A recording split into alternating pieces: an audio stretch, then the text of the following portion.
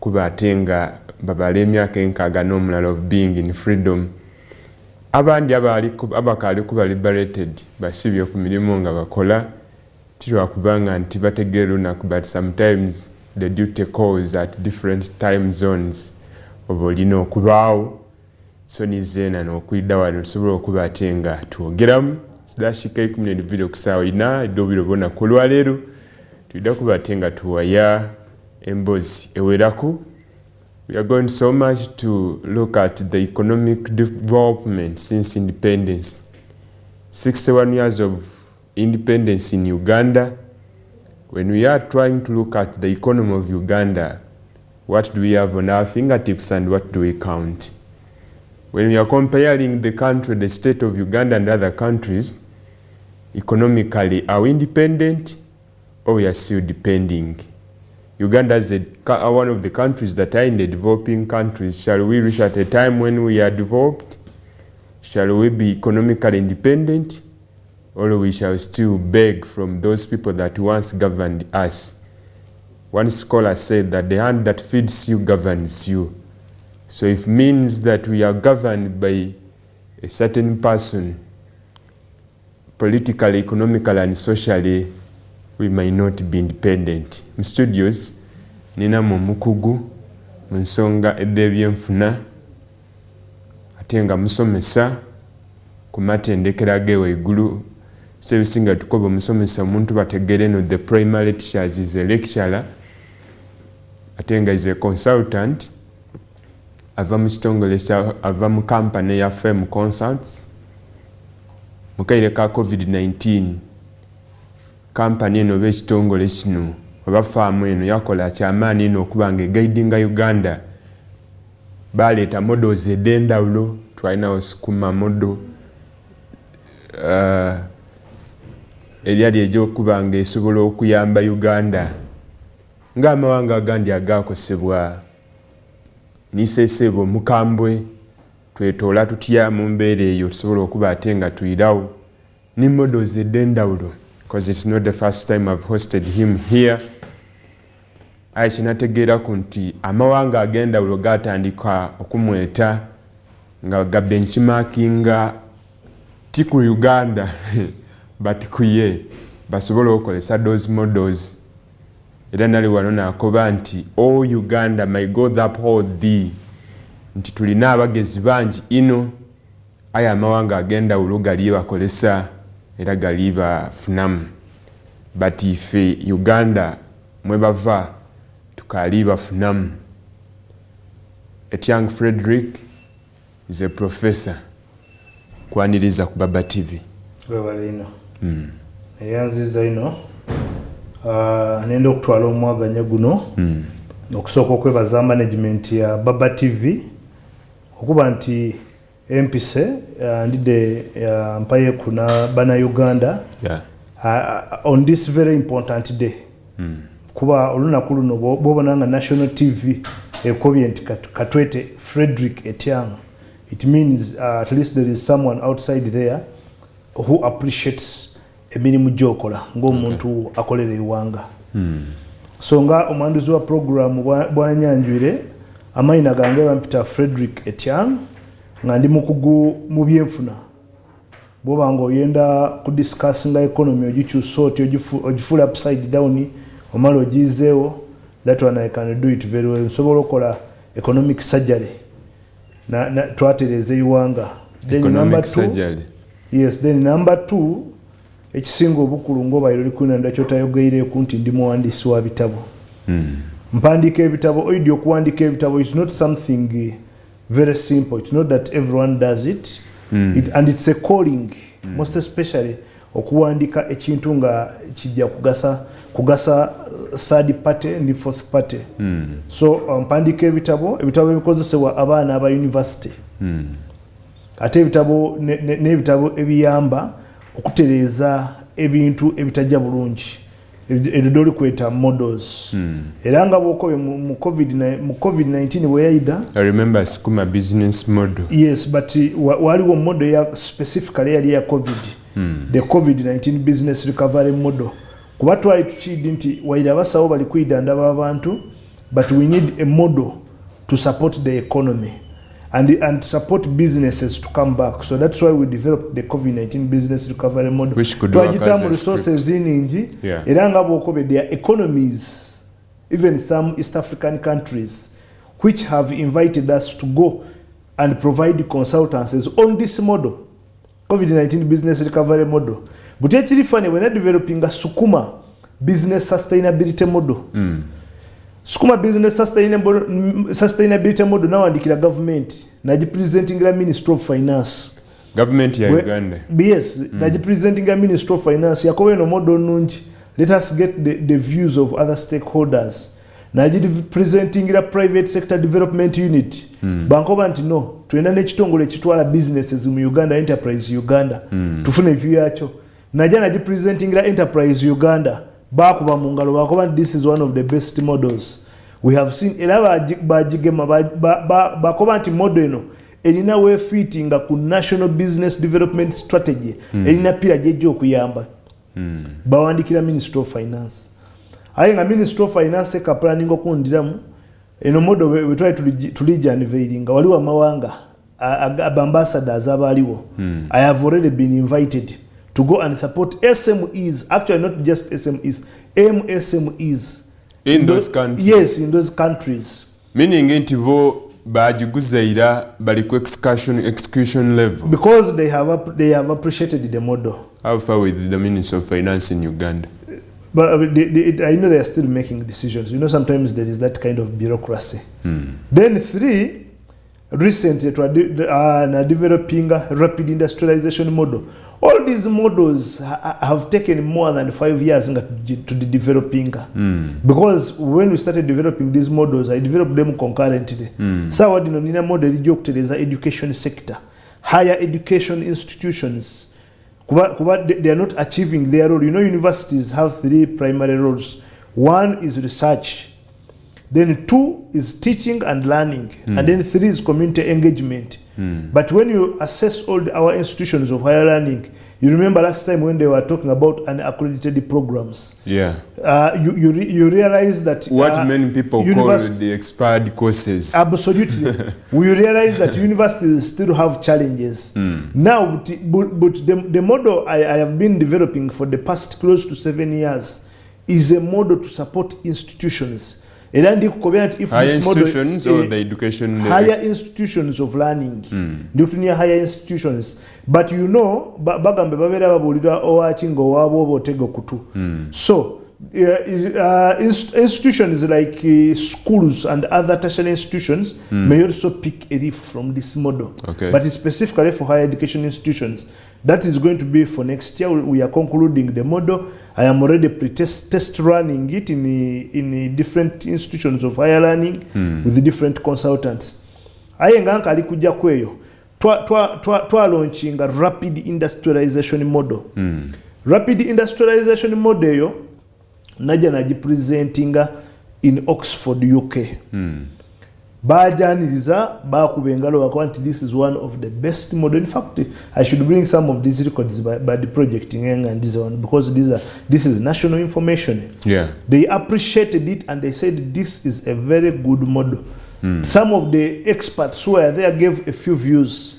So when you say that, oh God, bless our country, God has blessed our country with the resources, but there is a need for governments to appreciate that once we consume local content, we shall develop much faster. But I don't want to preempt the discussion. I was just giving a simple rebuttal to your introductory statements. Yeah. Neyanziza ino kumpita.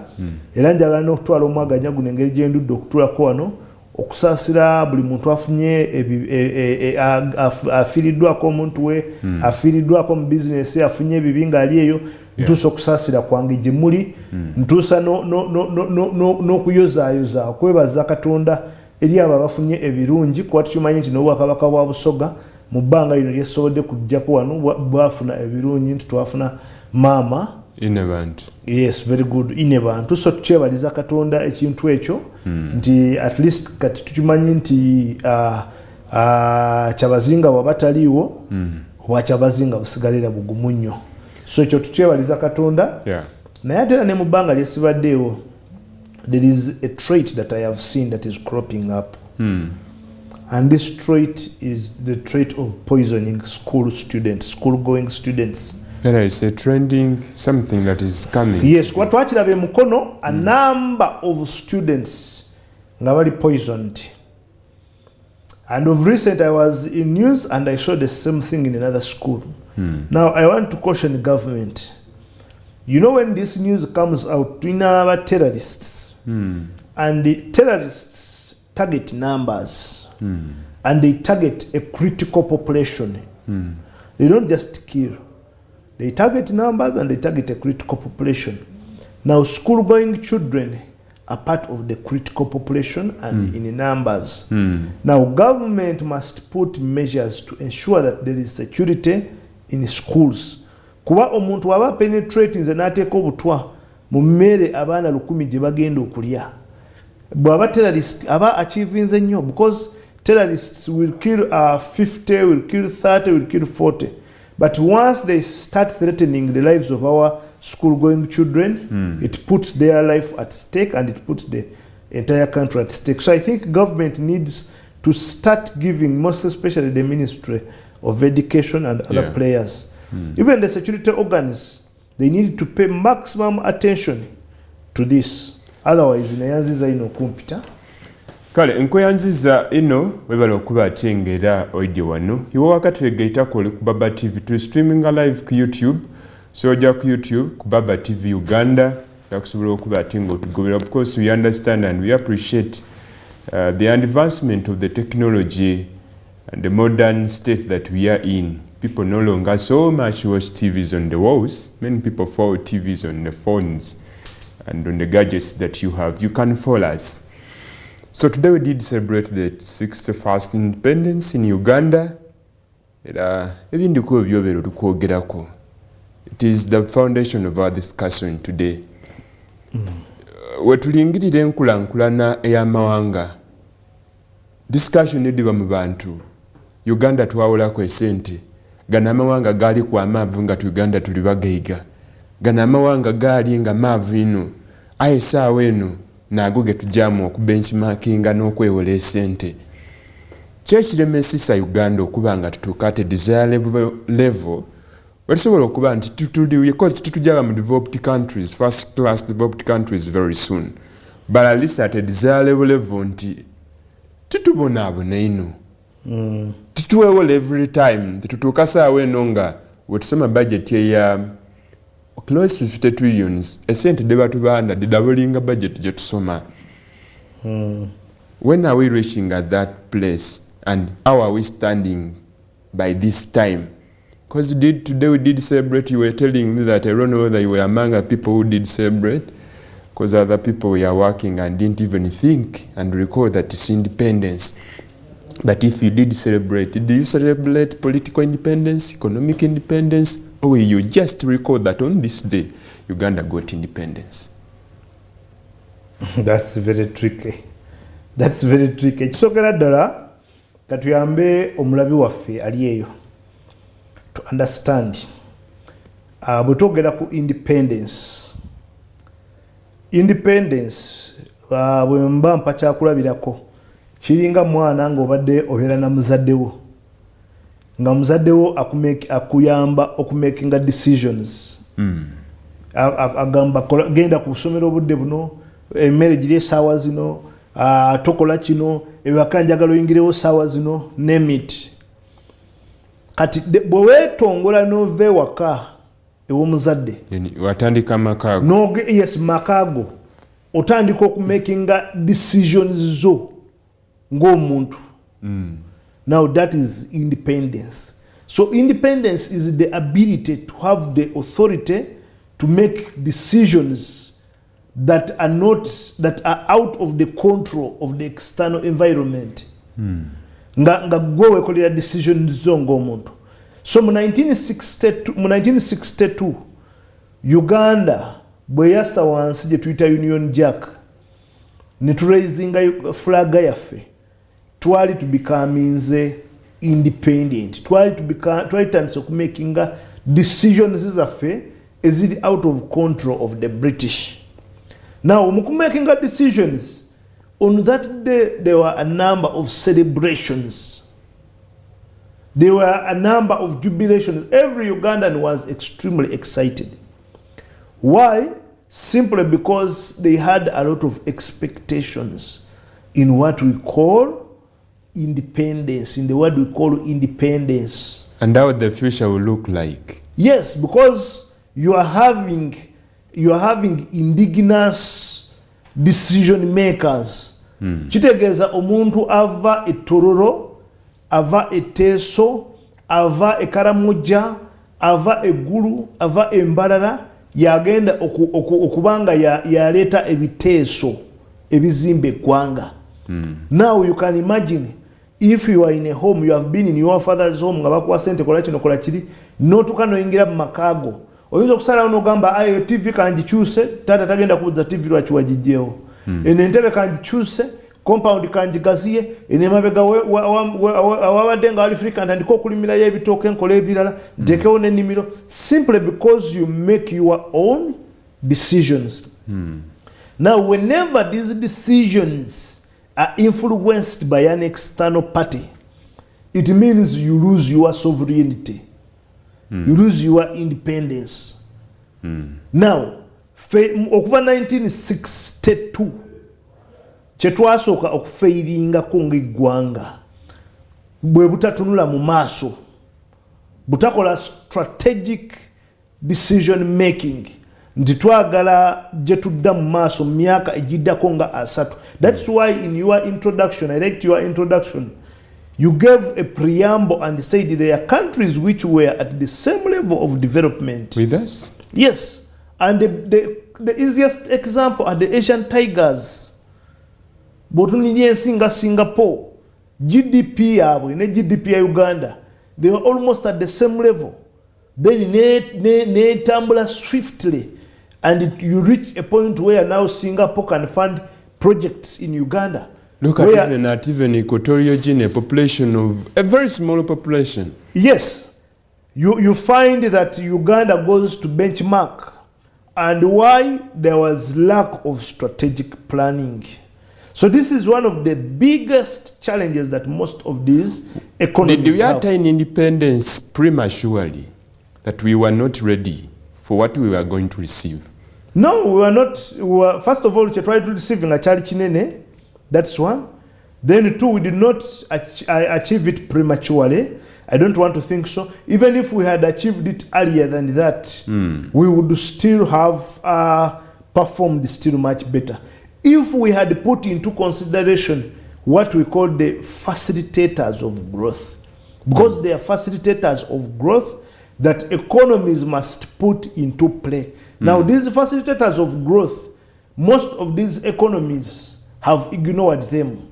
So when you talk about facilitators of growth, tugamba embeera erina okubeerawo. Bwe twogera for example ku germination, bw'okwata ensigo n'ogisula mu ttaka n'ogireka bulesi, omulala n'agikwata n'agiyiira amazzi n'agiteekerawo embeera ekula, yonna ekula, ejja kula. Naye ate ne gy'osudde obusuzi mu ttaka, naye osogisanga ng'ekola ki? Ng'ekuze, ng'emeze. Naye ensigo zino ebbiri ziba n'enjawulo. Ziba n'enjawulo. Now, Uganda ekula, because whether you like it or not, it must grow. By default. Yes, by default. there is one reverend, a researcher and philosopher. Yagamba, you're developing what we call the Malthus population theory. Malthus population theory. Yes, so now in the Malthus population theory, yagamba nti ensi yonna population yayo ejja kukula esinga supply ey'emmere. Era n'agamba nti ensi population bw'ekula ennyo n'etuuka n'esinga supply y'emmere, waliwo ebintu ebigenda okureducinga population yeno. N'agamba nga endwadde zijja kugireducinga nga Ebola, COVID-19 pandemic, twalina Spanish flu n'endala.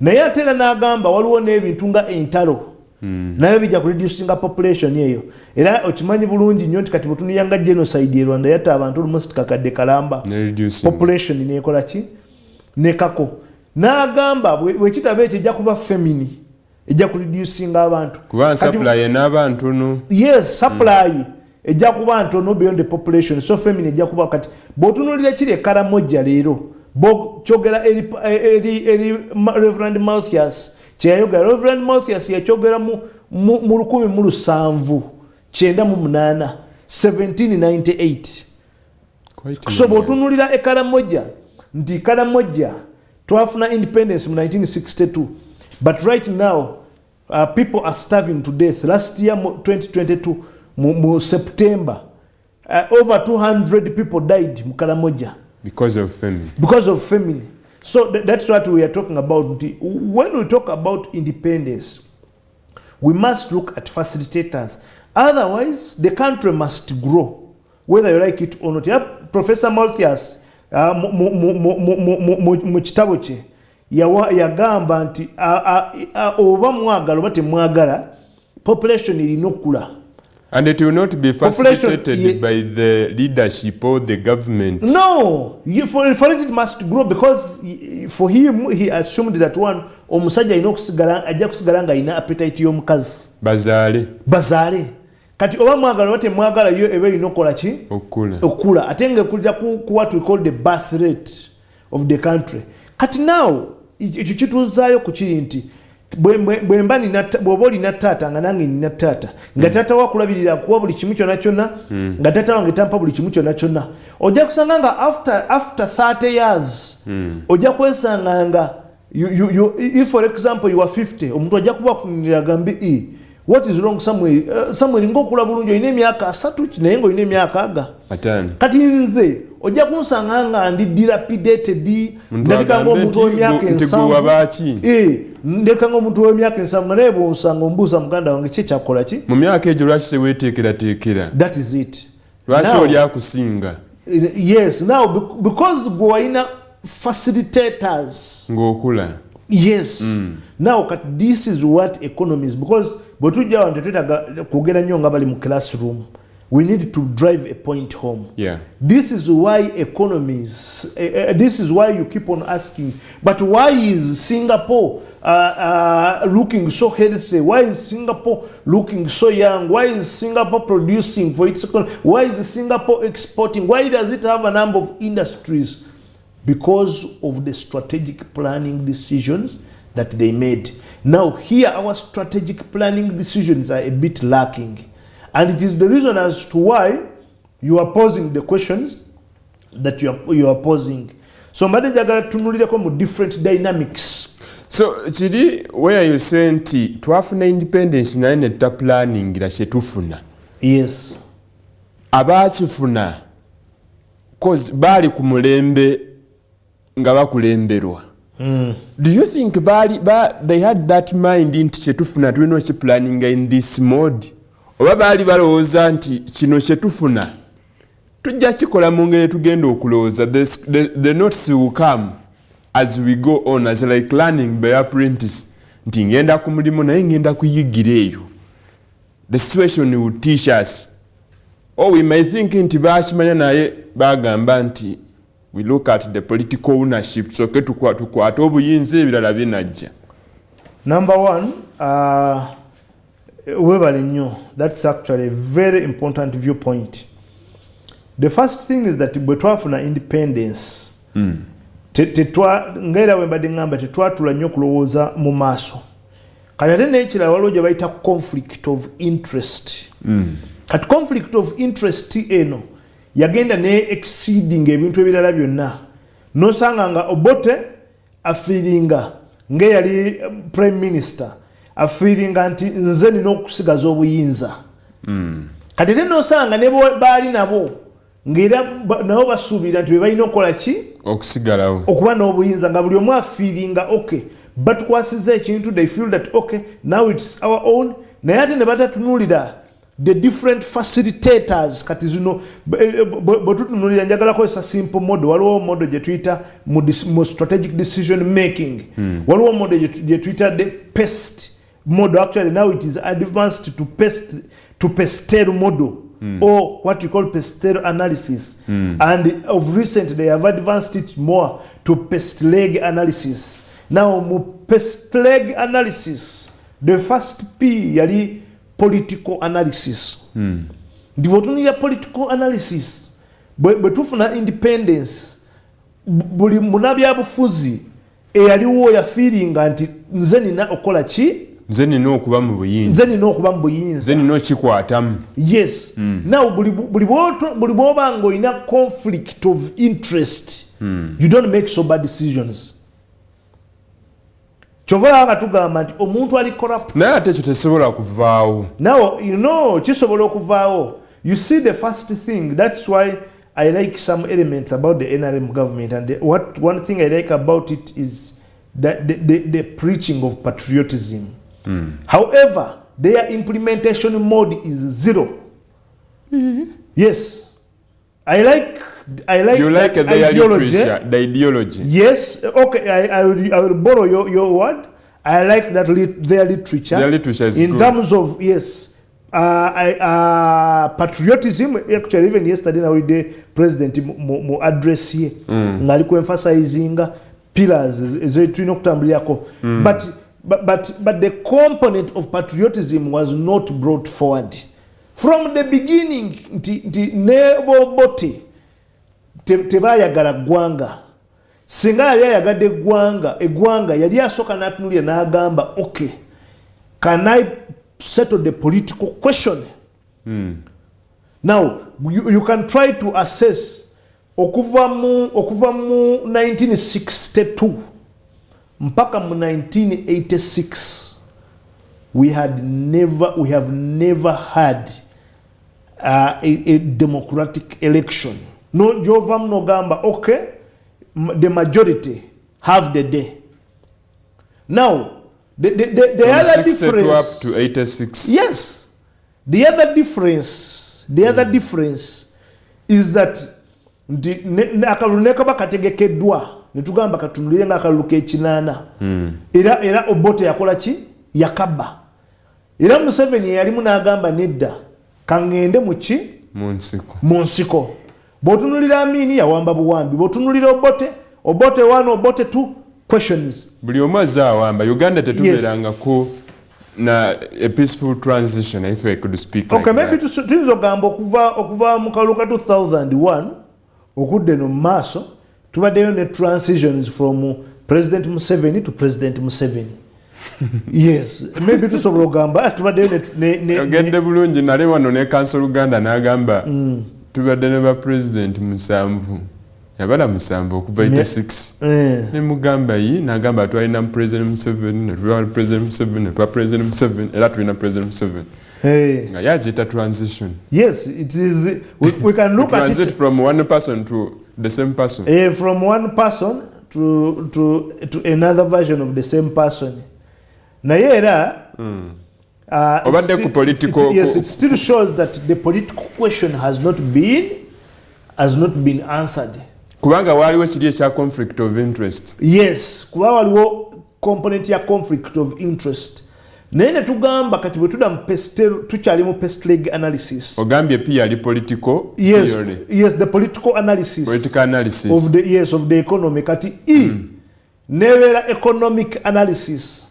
Nti bw'otunuulira now economy, all the leaders, the former leaders, have failed to understand our Ugandan economy. They have failed to understand, or they have deliberately not given it attention. They both work because when you don't give it the attention it deserves, it means there is the likelihood that you have not understood it, or you have understood and ignored. But I would say they have not understood it because President Museveni wazimba amakolero nkuwanga kyakulabirako. Amakolero ne gakula Uganda netandika okwe-exporting more than it imports. It means even his tenure as a president is safe. Then two, why? Because there is less reliance on external economies. Producer Then two, you are going to have a satisfied or contented economy. Yes, life, because you see when we talk about economic development, we are talking about well-being of the citizens, and then we're also talking about livelihood. Omuntu abeera watya kati Uganda economic question. No, you see there is a difference between quantity and quality.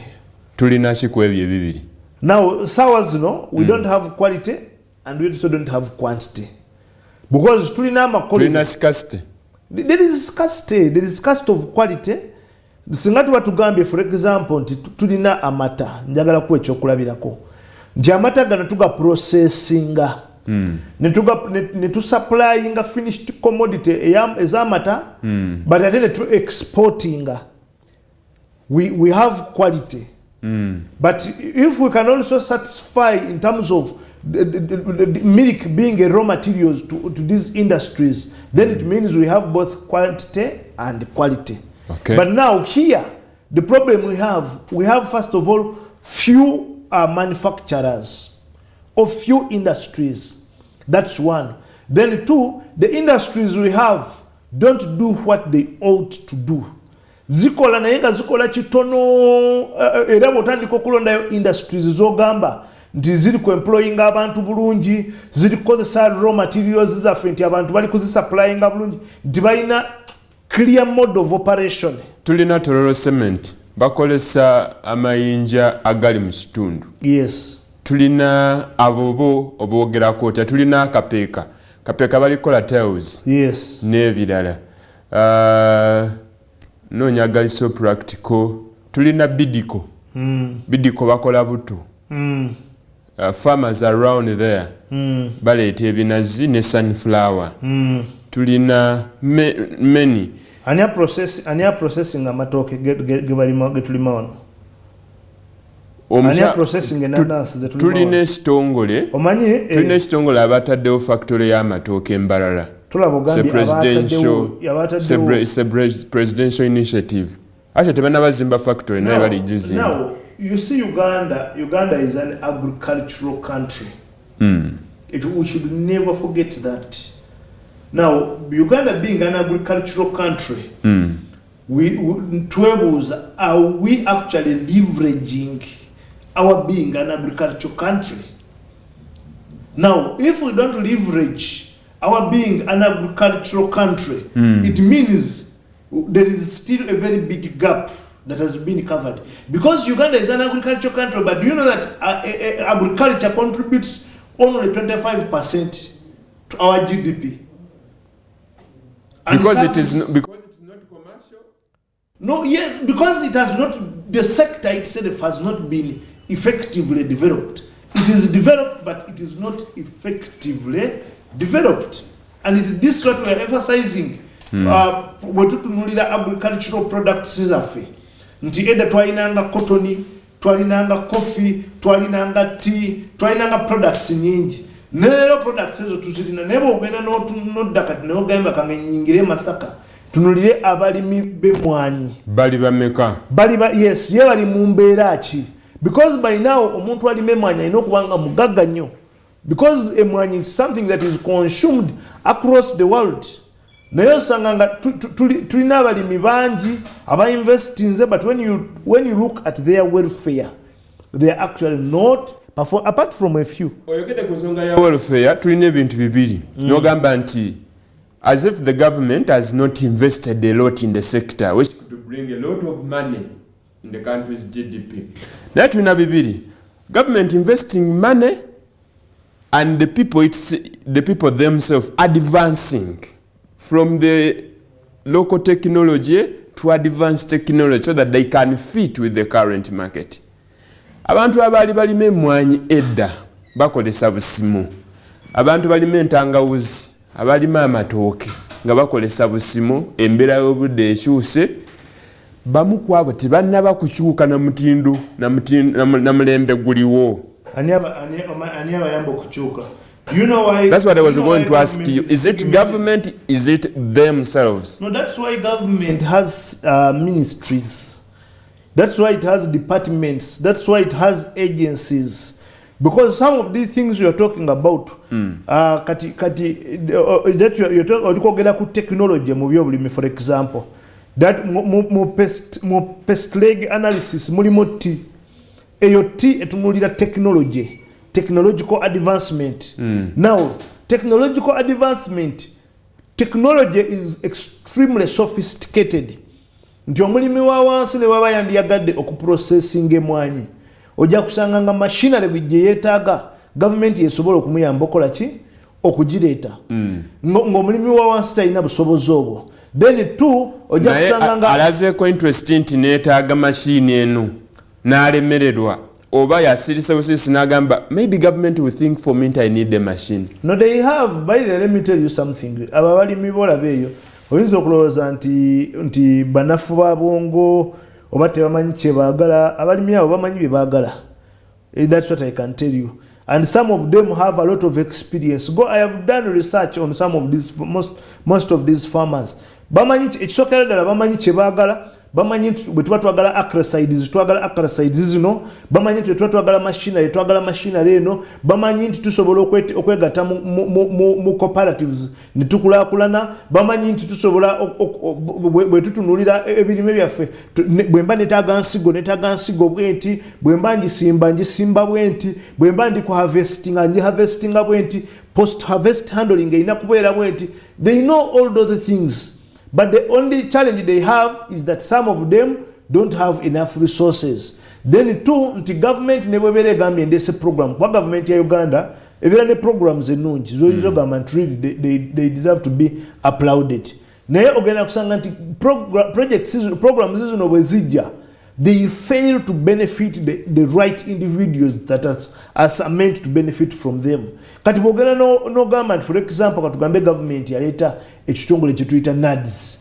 Bwogenda notandika okuauditinga NADS, ojja kulaba nga tekirina mulimi ali substantive with all due respect gwe kibenefitinze. Nga bwe kiba kibenefitinze a few, and these few do not contribute to translating that sector where they are at a national level, but they can translate it at an individual level. So this is the biggest problem that we have. Nti abalimi ogenda kunsonyiwa ngenda kuborrowingako ku theory endala. Ku theory ya Rosto. Waliwo economist mu 1960 are developing what we call the Rosto's stages of growth. Now, Rosto's stages of growth, yagamba stage esooka ye traditional stage. Ka traditional stage eno n'agamba eri characterized by one, a subsistence economy. Now, abalimi baffe abasinga bakyali subsistence, ti omuntu wasanga alima ku kaplot ke katono kubanga kalina. Then number two, no, they can go in basobola okugroupinga. Then naye nalina ekinene osanga era tekikozesa bulungi. Then number two, osanga nga aproducinga for consumption. Nga producinga kulya.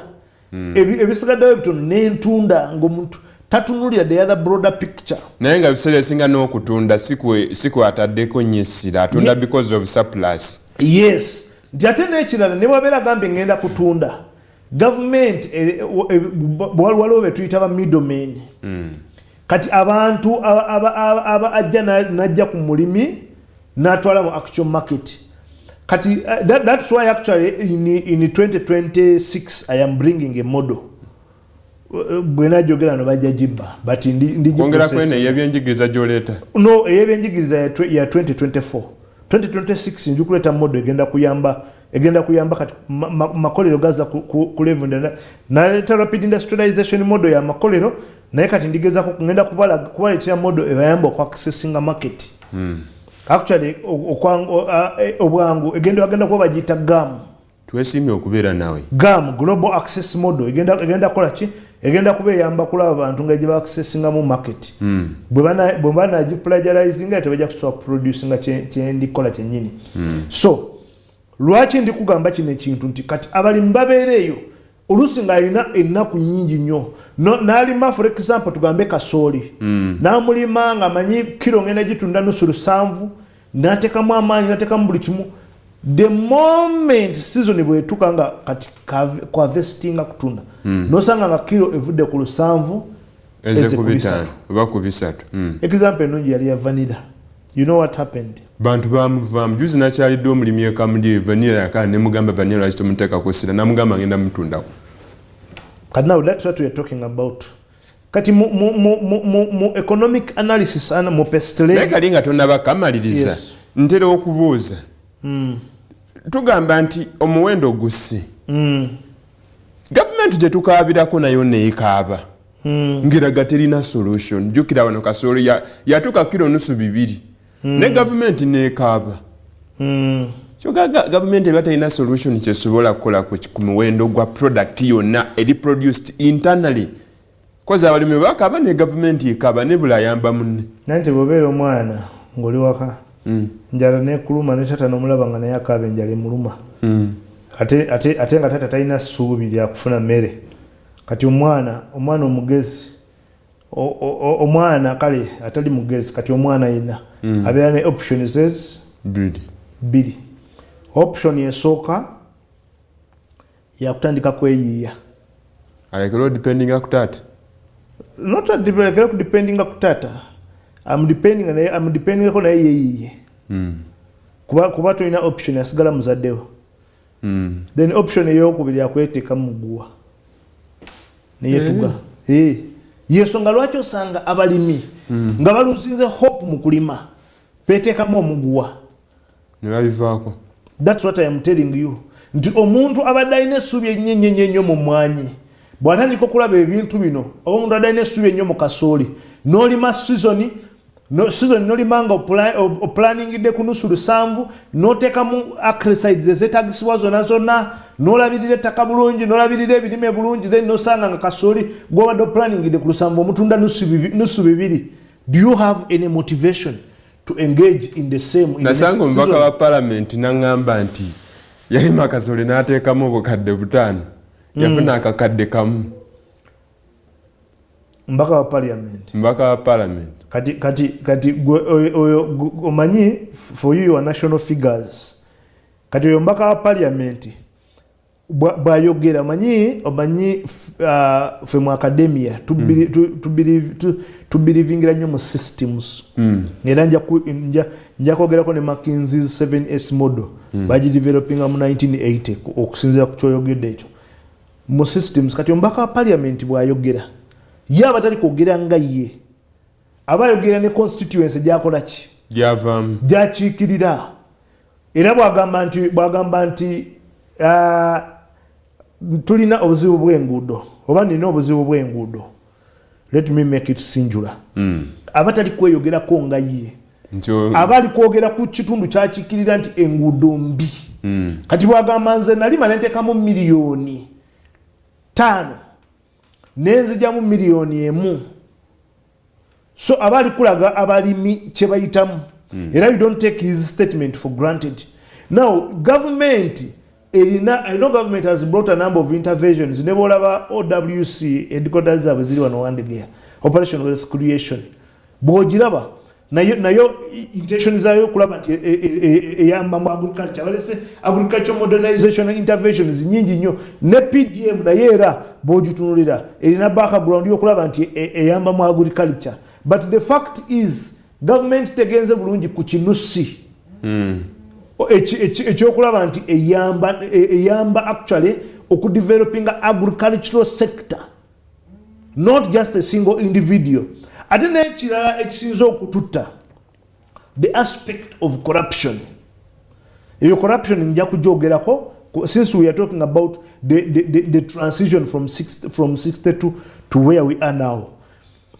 Kati mu economic analysis kalinga tonaba kavaako nti of course sometimes wetwogera ku government abantu abasinga bakitegeera nnyo n'ogamba nti tebadde so much deliberate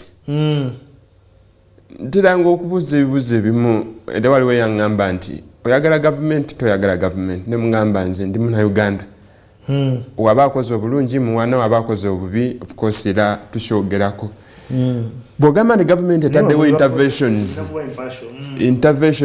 twalaba entandikwa bonna bagaggawale NADS operation of the question tulina ne NADS okusingira ddala pulezidenti w'eggwanga lino ateeka nnyo essira ku kulima commercial agriculture nawe mukola analysis nga mmwe ba academia n'aba experts mulaga nti nedda tebakutte ku kinyusi ekinyusi kyekiriwa era baba tebakikutteko bakimanyi oba tebakimanyi.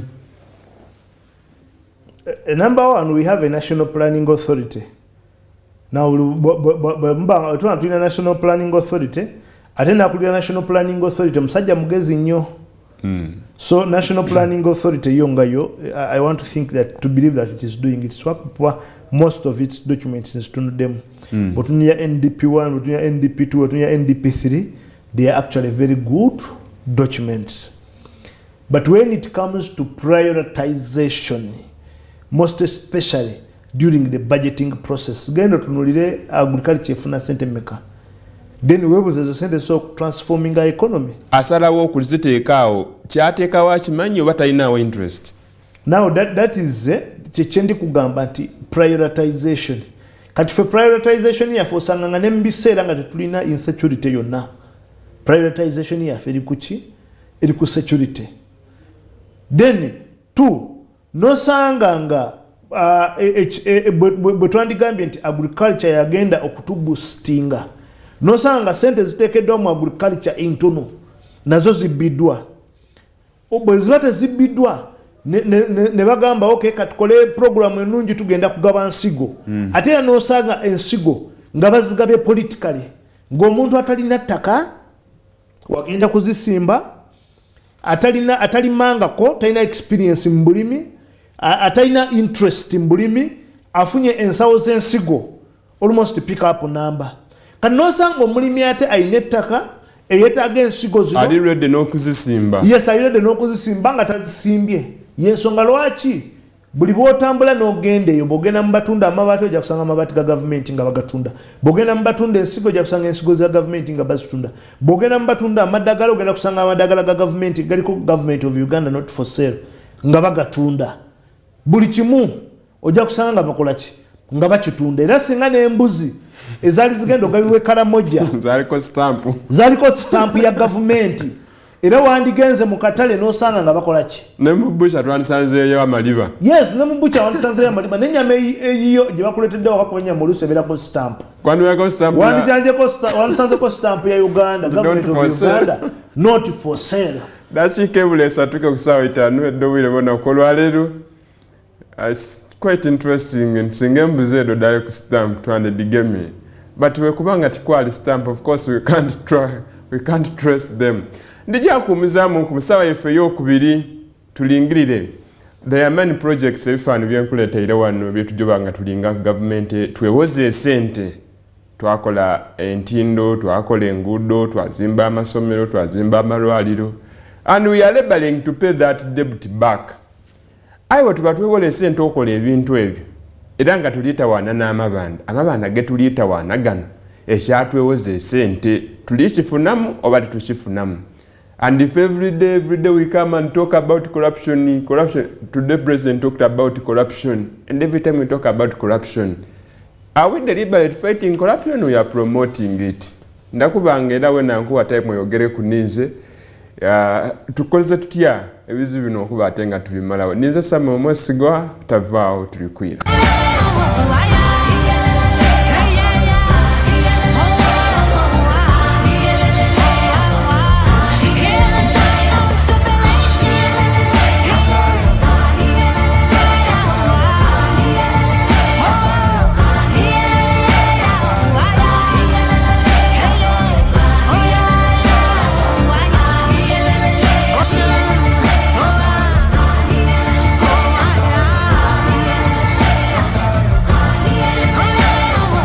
Uganda at 61.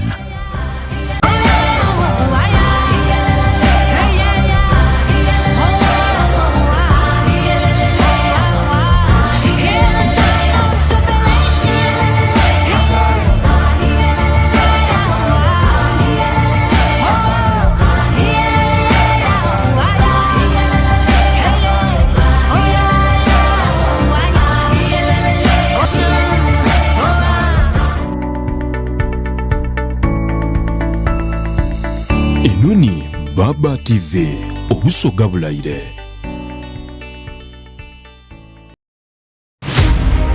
Waliwo abagamba nti okuyiiya emizannyo si muzannyo. That is the question. Olina okwewaayo n'okukkiririza ennyo mu ky'oyiiya. Ate mwattu olina okubaayo n'omuntu akuyambako. Bro, you got this, okay? You need to fix all the discrepancies in your account. Hey, listen! You listen! All I wanted was to be your friend. Naye olowooza omuntu ng'ekyo kimuli mu musaayi ebyo bimulya. Anti aba yazaalibwa kukola ekyo. Scene 5, take 2. Tega Pearl Magic Prime ne Pearl Magic Loco olabe emizannyo egyaffe egy'abana Uganda ku DSTV ne GOTV Uganda kwokka. I killed George.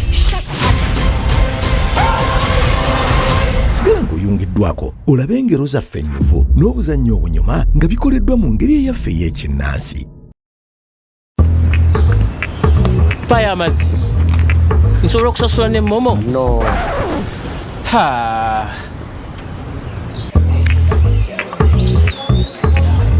Nsobola okusasula ne momo? Yino merchant code yaffe. Kirungi. Sebo meka? Ebiri. Nyabo nsobola okusasula ne momo? Bambi nedda. Baby, tuve wano. Bukibanga okusasula ne MTN Momo kigirako emigaso mingi n'egisingako eri buli omu. Tekikola makulu okubanga tugirina. Hello, nkimye rent. Nsobola okusasula ne momo? Yes, osobola. Sasula obaggula ne MTN Momo olwo tukuddize ssente oleweeki ya bwereere. Kozesa Momo app obanyiga *155*3#.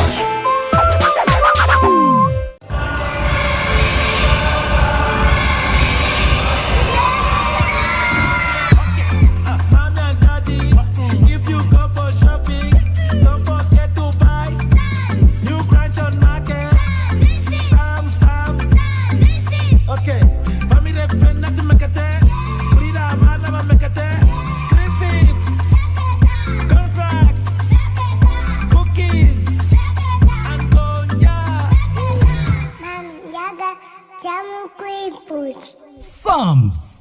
Taste the difference. Let's live it up and party and have cracking good fun.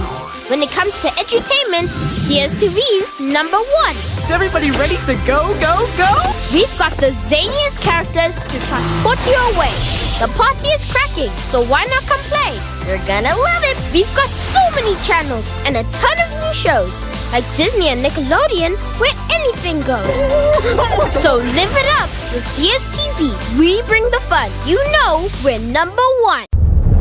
Uganda Manufacturers Association UMA ekutuusako omulweso gw'abannamakolero gw'omulundi ogwa 29 okuvangira ku z'omwezi 3 Oktoba paka ngina ku z'omwezi 10 Oktoba. Jangu okyalireko bannamakolero abasukka 1000 abasuubuzi bannabizinensi ku UMA Showgrounds Lugogo. Gira omulama gw'omulundi guno kwe kutumbulira eby'abannamakolero n'abasuubuzi nga tuyitira mu buyiiya ne digito. Omulweso gwa UMA ogw'omwaka guno gugenda kufa nnyo ku buyiiya n'okulaba nti ebintu ebikolebwa bibeera ku mutindo gwa nsi yonna. Okufuna omudaala gwo kati kuba ku 0703-552-nyanya. Okuyingira zikira kubeera omutwalo gumu gwokka. Tosubwa ebintu ebinaaba bisaliddwako omwendo okutuuka ku bitundu nkaaga ku buli 100. Omwoleso gw'abannamakolero ogenda okubeera ku UMA Showgrounds gukutuusibwako Uganda Manufacturers Association era nga gwogeddwa Total Energies, Science Technology and Innovation Secretariat, Uganda Printing and Publishing Corporation, Stanbic Bank, Tembo Steels, Baba TV.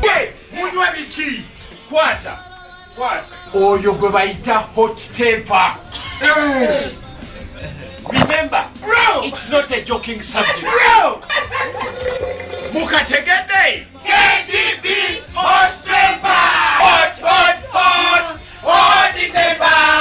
Bekatule kwaya suko womi. Eddekende lya KDB hot temper gin lisange mu maduuka n'amabara ne supermarket n'effe ebisanyukirwa mu ggwanga mw'abasuubuzi mukube ku 0700-770-526 oba 0763-760-036. Akolebwa Majestic Botras abakola Kyalenga Champion, Kyalenga Tonto wamu ne KDB Lion. We are the passion you've been waiting for! It's our league, our football, our boys, our style. Star Times UPL new season starts 15th September. Go for it. What a finish from Ashraf Bukume! The Ugandan flair, Brazilian samba, Portuguese magic, the night football craze. More TV games live on Senyuka Prime and Fufa TV only on Star Times. The Star Times UPL, our league, go for it. Everett Real Estate tubaletedde tulina bumanyirivu mu byobulambuzi okwetoolola Uganda. Tulina tour packages eri aba honeymoon, school tours ne group tours. Eri gwe ayagala kugenda ebweru tukuyambako ku visa guidance mu nsi nga Dubai, South Africa, Turkey, Europe kwosa ne air ticketing era nga tukuyambako ku paperwork eyeetagisibwa nga passport n'ebirala. Tulina emmotoka ezitwala abantu ku airport n'okubajjayo nga tubatambuliza ku kibanja mpola. Ate mu abagala okukolera ebweru w'eggwanga tubafunira emirimu mu nsi ez'enjawulo ate ng'omusala mulungi ddala. Tusangibwa ku Lubaga Road ku Butikiro Complex level 2 room 16 okuliraana Shell Lubaga. Okumanya ebisingawo tukubire ku ssimu zino wammanga. Tubaniriza mu Jinja Central Market twidi wano okuba nga twedusa abantu okuwaayo kumbaga ya mwenemu nga bakozesa momope. Kati mu Jinja Central Market tusobola okuba nga tuwayana abatyambye momope neri kwogeza abantu obwama.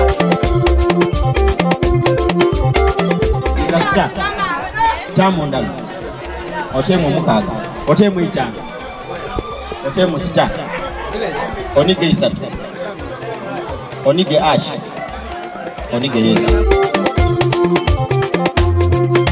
Aye nga tuwayo tikashi nga tuwayo nga tupita ku momope enkola ya MTN miga 70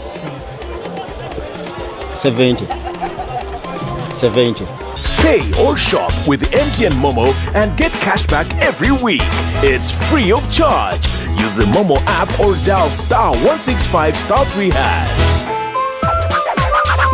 Sasura obagula ne MTN Momo. Olwo tukuddize ssente oleweki. Tiasa emyaka 25 nga tuweereza ate lyatunyenyako. Tuli Fort Potro atugaba pichipichi. Fort Potro tungiraho omuhanguzi waitu abokuba abainakozesa muno momope. Cafe Default eri Fort Potro bibadde abawanguzi bebaliddemu empanga. How are you feeling now? Proud. Are you sure? Yes. Kikola sense ne? MTN way. Momo. So ntwenkarajinga buli muntu wena akozese momope. MTN mwebale muno. Ndakubyega.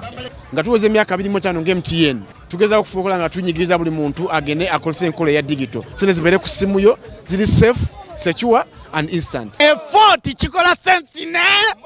Mama! Kozesa Momo app. Owanyika *5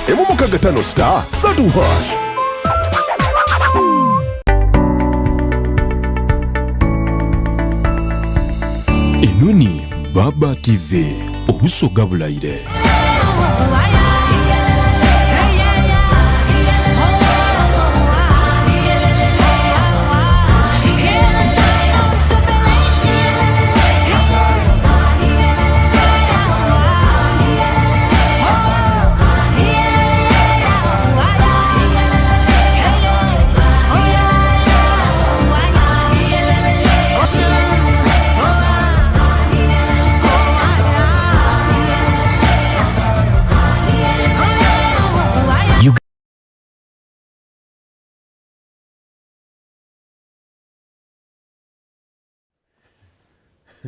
Well, nenda kwesusa omukumula musawa efesoka program tulikulingirira Uganda y'emyaka enkaga n'endala. Kunchombe ndikuba nti omusaada w'emyaka enkaga n'omulala abatakapangisa abayazimba amaka abayazaala abaana nga beeyagala alina abaidukulu bamukozi wa gavumenti nga yawuumula ssente NSSF yaditula yadinvestinga abamusaada mugaiga ku kyalo okwo ng'alina akamotoka ke yevugamuku abantu bakali abato bajja yali yabawa ku magezi. Is that the Uganda we live in?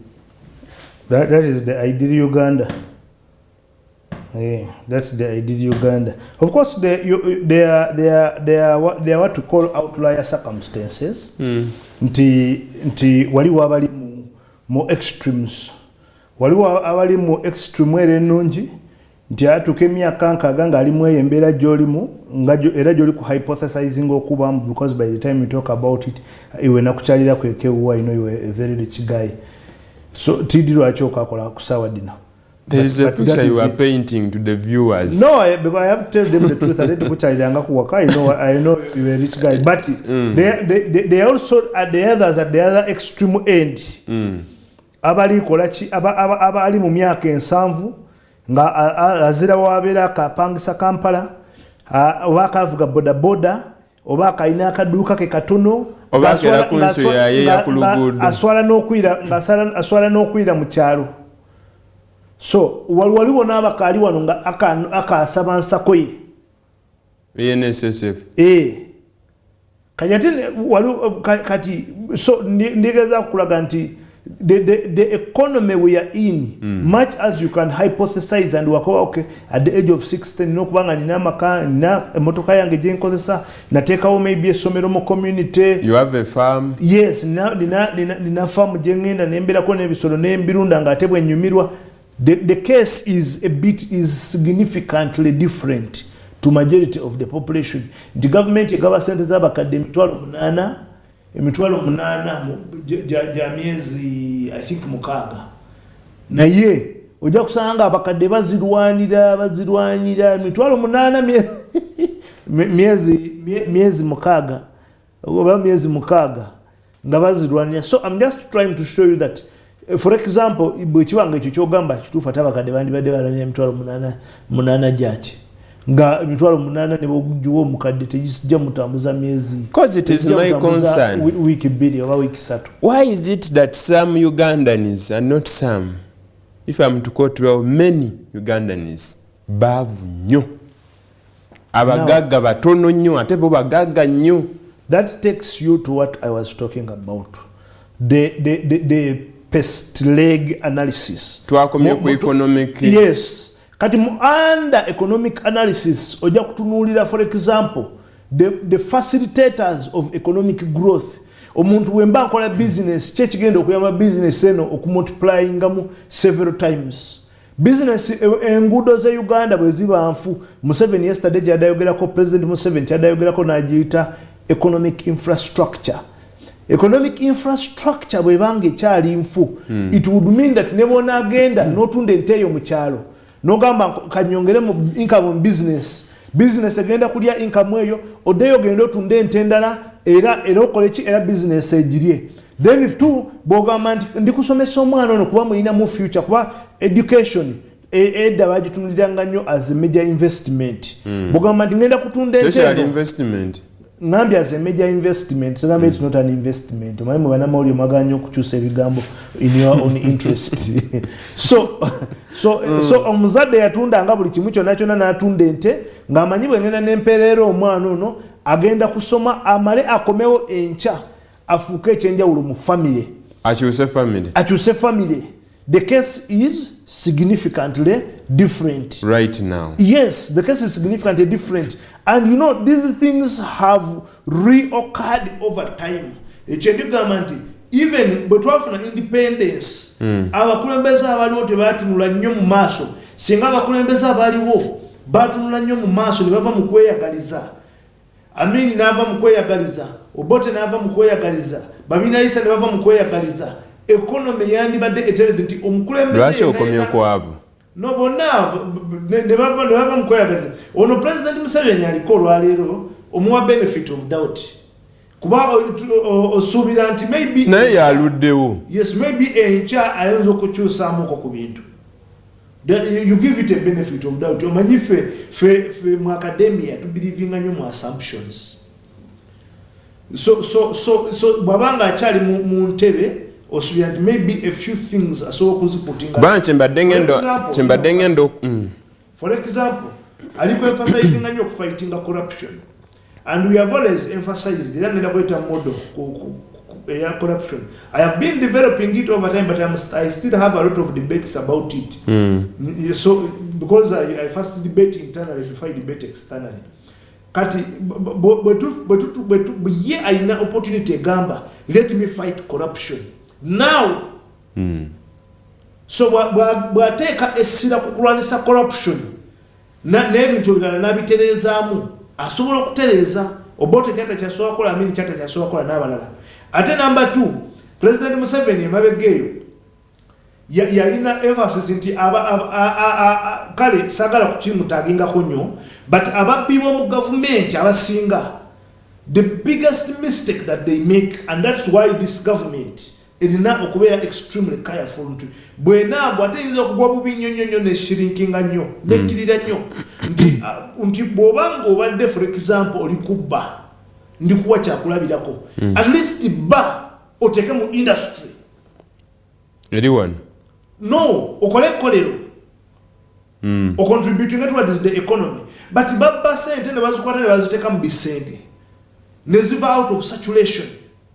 Then number 2 ne bazibba ne baziteeka mu arcade kuzimba arcade eta contributing economically. So nosanga for example ng'omuntu omu abbi obuwumbi 2 abukutte agenza azimbye mu hotel abbi obuwumbi 10 abukutte agenza azimbye mu arcade naye nga ate obuwumbi 10 obwadde busobola okukola ekkolero ne liwa abantu emirimu no producing and no exporting. So tetuli emphasizing anti babbe because corruption naye ababbi babeere calculative mu investment. Okay, we are saying bobanga obye wakati government ya fail you look at all means of supporting it. Bwena bagamba nti corruption kibinyonyonyo mulekere kubeera corrupt. I know corruption is part of some of them, corruption is part of their DNA. Tosobola kujimujjamu okumugamba nti stop being corrupt obiranga mugamba nti bring your head mundetiro mutwege nga ekyawansi asigaze kibududu asigaze ekyawansi abamu corruption yaba defining. But I am saying at least bwe mubanga temusobola becoming uncorrupt sente zibbe oziteeke mu kolero naye bazibba ne baziteeka mu bisenge ne bazitereka yes na sente nezigwa value bwazibba nazikwata naziteeka mu arcade nosanga omuntu omu mu Kampala nga bagamba ina arcade 28 but when you start tracing engeri gyazaakola nga tulina nangeri gyoyinza kukwata arcade ezo n'ozimutaagingako so nga singa agambe kakwate sente zino nziteeke mu factory omanyi ffe tutunulira nnyo the economy economy bwebanga eri sound then it boosts government and when government is boosted it means tugenda kukendeeza okulirainga ku debt. And what we can debt, it means we are going to now facilitate the economy to grow. So there is that kind of vicious cycle. But in a vicious cycle, it very affected. But singa waliwo omuntu ajja n'atola sente zibadde zirina okuyamba abantu abakola bu business okutono nazijjamu nazi withdrawing. Nokwata sente zibadde zirina okuyamba abalimi nozi withdrawing. Nokwata sente zibadde zirina okukola ku nguudo nozi withdrawing. Kati nosanga omuntu nakubuuza for example nti lwaki enguudo that is now social infrastructure bw'otunulira pest leg mulimuka esaako social analysis tumaze political economical technology no kati nga tunagenda ku technology oluka esaako kati social infrastructure kati omuntu neyebuuza lwaki government emaze emyaka 37 ogenda mu Kampala nga bwemba nva ekawempe nga nyingira ekibuga binya bebinyaniriza bwemba nva ekibuli kati ndi makindye nyingira Kampala binya bebinyaniriza bwemba nva erubaga nyingira Kampala nempite wa bakuli binya bebinyaniriza bwemba nva nakawa nyingira Kampala binya bebinyaniriza ne wabera mu kibuga wakati. Of course we were kwaniriza bagamba manye anyongala ina lugero lugamba nti obo ingire ekibira kati ne kakukona kulizo kabaka kulaga nti wegendereza ebyogenda okulaba bingi nnyo kati bwe ngamba ebinya yes bwe ngamba ebinya binyaniriza nga nyingire so your preamble of entering the town yes kati bw'otunulira social infrastructure mfu bw'ogenda otunulira amalwaliro omanyi we don't need to come here and just massage government ino gibuulira ekituufu ate ne president ebintu bino yeetaaga okubimanya. Yes, it is true there are a lot of good things I can talk about the NRM government wenyini awenyagadde okubuuliza before kubanga tugenda kuvaayo nnyo since 62 yes twafunawo emyaka gyawera 20 up to 86 kumi something wajua jirabika jawera 20 twalinamu ba president yawe bangi eyafugako katugambe bonna bakola ensobi tebaalaba kiti kyetugambye nti independence yajja ne batalaba planningira mu maaso President Museveni abaddewo for 38 years 37 years kyogamba ye teyasobola ku directinga kiri bali kye bataalaba mu myaka gino cause is the longest serving president since independence in Uganda tusobola kukyejjako tasobodde kulaba kutereeza nsobi ziri ezabali ezaakolebwa. President Museveni we yali akajja mu ntebe yawagamba this is not a mere change of guards. It's a fundamental change. At that statement, you can analyze it in several ways. But the most important thing is the security aspect in that statement. Security aspect? Yes. But only the 10 points program government is a Janayo. I would say 1990 when they were published. But only a 10 points program. Point joins out take a case no government Yamu 7 implementing the to the dot is the point of security. Now Gamba it's not a mere change of what? Of guards. That's a fundamental change. Yes. So point ye point ya security. Na ye omuntu point ya security ngajiteka lwaki essira. Ye President Museveni first of all is a political scientist. Ye alina interests ze nga politician with all due respect. Because I respect him as a president of the country and as a fountain of honor. But we also need to look back. Nitugamba okay. Ki ekimukola okuleadinga emyaka 37. N'okuteeka ekisira ku security ekyo n'akikola bulungi. Yes, n'akola 10 points program, mwalimu programs nga democracy, that is extremely debatable today. Naye point eya security, ye point yasinga okuteekako essira. Kati yadde naye ina questions zaayo, but at least you can say there is some semblances of security. Ndi nsobola okutambula ekiro nentuka wenjagala, nsobola okujja wano nenjogera byenjogedde, yadde oluusi abamu oyogera n'ovaawo ne bakukwata, baba baati bakute n'otuka wali ne bakuba amasasi n'emiti, naye at least ojagamba there is some kind of security. So kitenyinza okutunuliramu. But now the question would have been since 1986 up to today, 37 years, why do we still have to debate about all the other issues? 37 years, which is a period longer than the period that all the other presidents led. Because his orientation as a president,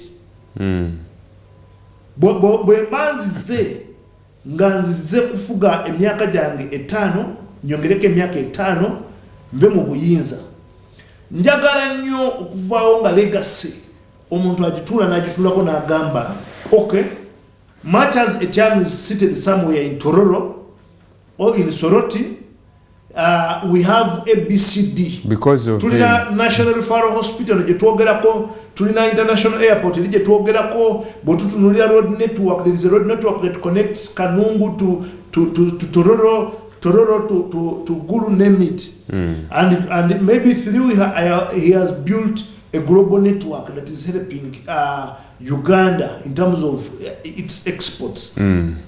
So kati ekyo President Museveni alina contribution gy'agezezaako okukola.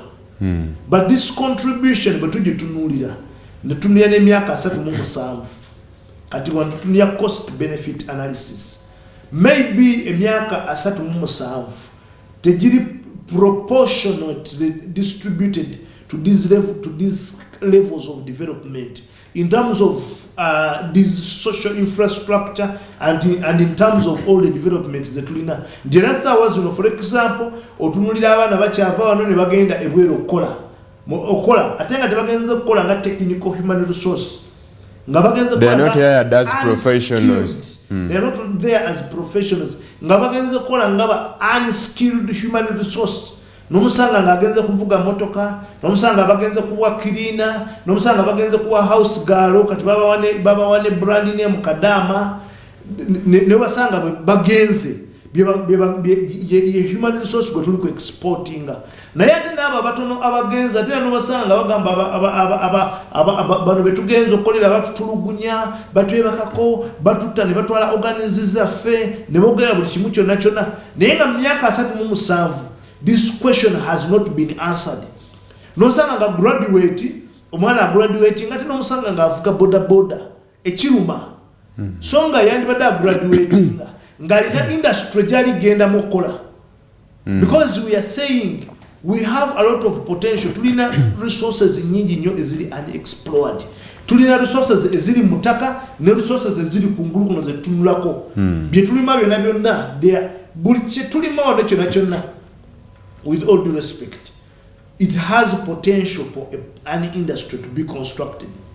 Era bwe tugamba nti tutandise kukola makolero wano oyinza okusanga tulina ekkolero erikwata ku nyama y'ente erikwata ku maliba g'ente erikwata ku waste products z'ente obusamu ente tulina ekwata ku mata ekwata ku mayembe g'ente n'emiti kati eyo animal age tundikulaga amakolero nga 3 kati ate n'osanga amatooke nga nago galina ekkolero lyago so ate kinzaayo ko bit katini ku speech ya president eggulo kyeyagambye politics of identity nti politics of identity tamwagala politics of identity nawa ne example n'agamba president nti nze wembeera nga eno gyendi nga nima amatooke nga ninaibawa nga nima amatooke nono mulirwana nima amatooke tebaba na ngeri gye bangasa nnyo kuba sirina kyensobola kumuwa ape matooke gange okitegeera kubanga ffenna tulina matooke kubanga ffenna tulina matooke